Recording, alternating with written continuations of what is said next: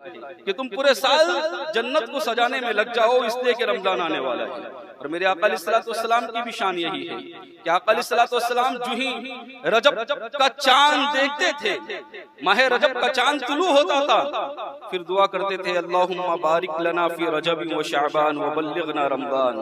یا اللہ رجب اور شعبان میں برکتیں عطا فرما اور ہمیں رمضان تک سلامتی کے ساتھ پہنچا دے. برادران ملت اسلامیہ، گویا میرے آقا علیہ الصلوۃ والسلام یہ بتا رہے ہیں میرے آقا کی ذات کتنی عظیم ذات ہے. ایسی عظیم ذات کہ جیسی ذات کو اللہ تبارک و تعالی نے اس جیسی ذات بنا ہی نہیں ہے، ان جیسا کسی کو پیدا ہی نہیں کیا ہے. اتنی عظیم ذات ہونے کے باوجود بھی وہ رمضان کی تمنا کر رہے ہیں، وہ رمضان کے مہینے کو پانے کی دعا کر رہے ہیں. تو اندازہ لگاؤ کہ رمضان کا مہینہ کتنا بلند و بالا ہوگا، رمضان کا مقام کتنا عرفہ و اعلیٰ ہوگا، رمضان کتنا بلند اپنے اور اہمیت کا حامل ہوگا. برادران ملت اسلامیہ، یہ رمضان ہے جس کی تمنا میرے آقا علیہ الصلوۃ والسلام کیا کرتے تھے. آج ہمارا حال یہ ہے کہ ہم بھی استقبال رمضان کرتے ہیں، لیکن ہمارا طریقہ کار تھوڑا سا الگ ہے. ہم کیا کرتے ہیں استقبال رمضان میں؟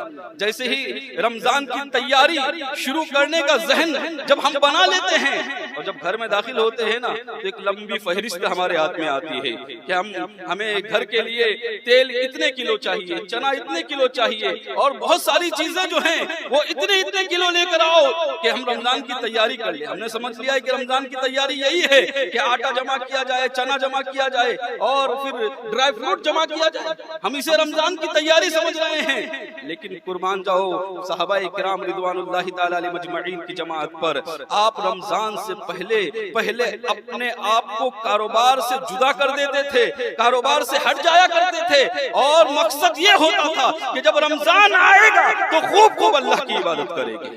یہ رمضان کا استقبال ہے. رمضان کے استقبال یہ نہیں ہے کہ آپ اپنے گھروں کے اندر اتنی ساری چیزیں جمع کر لو اور پھر مغرب سے لے کر رات بھر کھاتے رہو اور پھر صبح سو جاؤ سحری کر کے. نہ نماز فجر کا پتہ ہے اور نہ ہی پھر ظہر کا پتہ ہے، سیدھے شام میں اٹھو گے اور پھر شام میں اٹھنے کے بعد پھر 2 گھنٹے کا روزہ رکھ کر سمجھ لیتے کہ ہم نے روزہ رکھ لیا ہے. برادران ملت اسلامیہ، یہ رمضان کا استقبال نہیں ہے. رمضان کا استقبال یوں ہونا چاہیے کہ ابھی ہی ارادہ کر لو، ابھی تہیہ کر لو کہ رمضان آنے والا ہے. کیونکہ رمضان کے اندر ایک کام بہت زیادہ ہوتا ہے. جانتے ہو کام کیا ہے؟ وہ کام یہ ہے کہ جھگڑا بہت زیادہ ہوتا ہے نا. لوگ جھگڑنے لگتے ہیں، آپس میں بحث بازی کرنے لگتے ہیں. نہ مسجد کا احترام کرتے ہیں، نہ کسی بڑے کا احترام کرتے ہیں، کچھ نہیں. بس تھوڑا سا بھی اگر کسی نے بول دیا نا تو پھر جھگڑا شروع کر دیتے، بحث بازی شروع کر دیتے. برادران ملت اسلامیہ، یاد رکھنا مسجد کا احترام بے انتہا ضروری ہے، لیکن اس کے باوجود بھی کچھ لوگ پھر اس طرح کے بھی جملے کہتے ہیں کہ بہت روزہ لگا ہے اس کو. میں حقیقت کہتا ہوں کہ اگر روزہ لگا ہوتا نا، روزے کا احساس ہوا ہوتا نا کہ روزہ تم نے کیوں رکھا ہے. یہ روزے لگنے کا مطلب یہ ہے کہ بھوک اور پیاس لگنا نہیں، بلکہ روزہ لگنے کا مطلب یہ ہے کہ تمہیں احساس ہو جائے، تمہیں معلوم ہو جائے کہ میں نے روزہ کیوں رکھا ہے، یہ روزہ لگنا ہے. اور اگر ایسا روزہ لگ جائے نا تمہیں تو پھر میں یقین کے ساتھ کہتا ہوں کوئی آپ سے بحث کرنے کے لیے آئے گا، کوئی جھگڑا کرنے کے لیے آئے گا تو آپ اس سے جھگڑو گے نہیں. میرے آقا علیہ الصلوۃ والسلام نے فرمایا ایسے معاملات میں جب کوئی تم سے بحث کرے، جب کوئی تم سے الجھے تو اس سے صرف اتنا کہو کہ میں روزے سے ہوں. اسے کیا کہو؟ میں روزے سے ہوں. لڑائی مت کرو، جھگڑا مت کرو، اس لیے کہ میرے آقا علیہ الصلوۃ والسلام کو یہ بات سخت ناگوار ہے. اب جانتے ہو شب قدر کا تعین متعین ہو چکا تھا، بتایا جا چکا تھا کہ شب قدر کب ہوگی، کب نازل ہونے والی ہے، کون سی رات شب قدر کی رات ہے.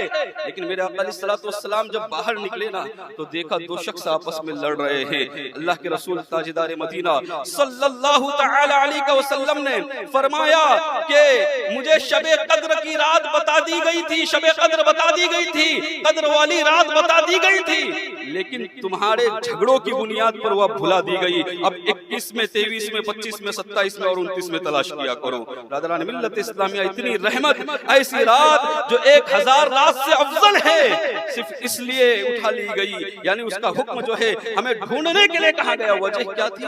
صرف وجہ یہ تھی کہ 2 لوگ آپس میں جھگڑا کر رہے تھے. جب 2 لوگ آپس میں جھگڑتے ہیں نا تو اللہ کی رحمتیں اٹھا لی جاتی ہے، اللہ کی برکتیں اٹھا لی جاتی ہے. برادران ملت اسلامیہ، رمضان रमजान मुबारक का इस्तेकबाल करो, इस अंदाज में इस्तेकबाल करो कि तहिया कर लो कि रमजान में मैं झगड़ूंगा नहीं, मैं रमजान में किसी से लड़ाई नहीं करूंगा, अगरचे कितना ही बड़ा मामला क्यों ना हो, मैं रमजान के अंदर सुकून के साथ, इत्मीनान के साथ अपनी जिंदगी गुजारूंगा, ऐसे गुजारूंगा कि फिर रमजान हमारा इस्तेकबाल करेगा। अब जानते हो रमजान फिर कैसे इस्तेकबाल करेगा? पहला अशरा जो गुजरेगा रहमतों के साथ, दूसरा अशरा बरकतों के साथ, और तीसरा अशरा जो है वो जहन्नम की आजादी का परवाना देकर तुम्हें चला जाएगा।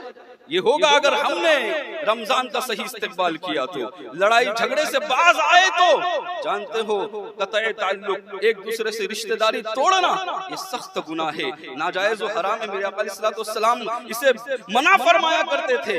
जानते हो मैंने शब बरात में भी एक हदीस बयान किया था, कहते अबू हुरैरा रज़ियल्लाहु ताला अन्हु अपनी महफिल में उस शख्स को बैठने नहीं दिया करते थे जो कतई ताल्लुक किया करता था, जो रिश्तेदारों से ताल्लुक तोड़ देता है, ऐसे इंसान को अपने महफिल से उठा दिया करते थे और कहते थे वो शख्स मजबूर कर देता हूँ उस शख्स को मेरी महफिल से उठ जाए जो रिश्तेदारी तोड़ता है, जो झगड़ा करके आपस में बातचीत बंद कर देता है। हज़रत अबू हुरैरा रज़ियल्लाहु ताला अन्हु एक दिन बयान कर रहे थे, एक दिन दर्स दे रहे थे कि वो शख्स मेरी महफिल से उठ जाए जिसने रिश्तेदारी तोड़ दी है, जिसने कतई ताल्लुक किया है। साइड से एक जवान उठ गया, नौजवान खड़ा हुआ और वो वहां से चला गया और वो सीधा जाकर अपनी फूफी के यहाँ पहुंचा। फूफी के यहाँ पहुंचने के बाद फूफी से माफी मांगी, फूफी की बारगाह में अर्ज किया कि मुझे माफ कर दो, मुझसे बहुत बड़ी गलती हो गई जो मैंने आपसे कतई ताल्लुक कर लिया है, मैंने आपसे ताल्लुक तोड़ लिया है। बरदरान मिल्लत इस्लामिया फूफी ने कहा कि ये बताओ कि तुम्हें किस बात ने आमादा कर लिया इस बात पर कि तू आकर मुझसे माफी मांगे। कहा हज़रत अबू हुरैरा रज़ियल्लाहु ताला अन्हु की महफिल में बैठा हुआ था। हज़रत अबू हुरैरा रज़ियल्लाहु ताला अन्हु ने कहा कि मैं उस शख्स को मजबूर कर देता हूँ जो कतई ताल्लुक करता है वो मेरी महफिल से उठकर चले जाए। इस बुनियाद पर मैंने आपसे अलग हो गया, आपके पास आकर माफी मांग ली।